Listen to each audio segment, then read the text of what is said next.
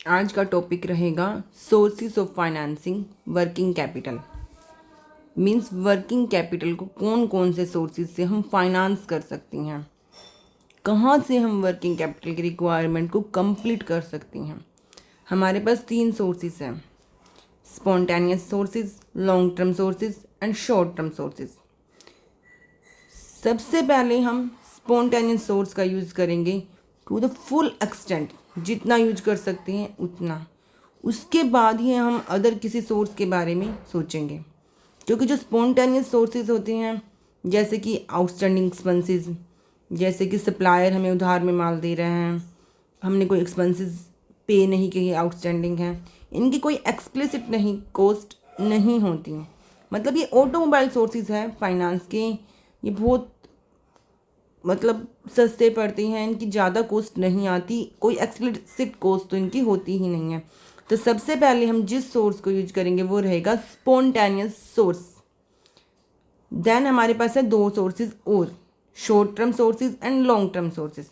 Long term sources में आ जाते हैं equity, debt, preference share, long term loan from financial institution, borrowing from financial institution, reserve and surplus, retained earning.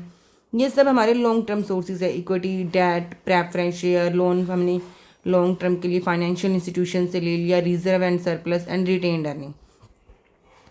Then short term sources में हमारे पास रहेंगे money market के instruments, advance ले लिया बैंक से शॉर्ट टर्म के लिए, factoring of receivables, public deposit.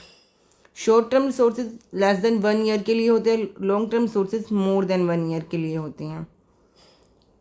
हम अपनी रिक्वायरमेंट के अकॉर्डिंग इन सोर्सेज का यूज़ कर सकते हैं। तो जो वर्किंग कैपिटल अप्रोच ही हमें बताता है कि हमें किस सोर्स का यूज़ करना है। देखो, फर्स्ट ऑफ ऑल तो हम स्पॉन्टेनियस सोर्स का यूज़ करेंगे ही करेंगे।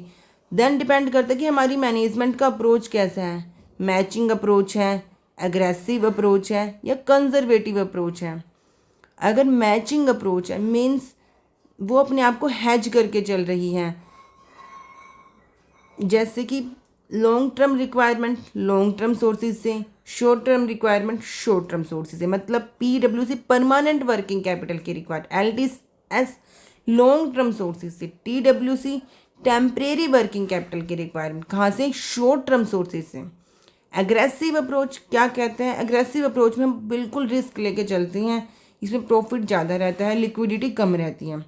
ये कहता है कि एग्रेसिव अप्रोच चाहे परमानेंट वर्किंग कैपिटल की रिक्वायरमेंट हो चाहे टेम्परेरी वर्किंग कैपिटल की रिक्वायरमेंट हो, दोनों ही रिक्वायरमेंट हम शॉर्ट टर्म सोर्सेज से कंप्लीट करेंगे।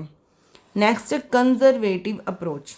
कंजर्वेटिव अप्रोच में रिस्क नहीं होता लेकिन कॉस्टली पड़ता है, लिक्विडिटी भी बहुत ज़्यादा होती है। कंजर्वेटिव अप्रोच ये कहता है कि चाहे परमानेंट वर्किंग कैपिटल की रिक्वायरमेंट हो या टेम्परेरी, दोनों ही रिक्वायरमेंट हम लॉन्ग टर्म सोर्सेज से कंप्लीट करेंगे। देखो, मैचिंग अप्रोच में हमें मैच करना होता है।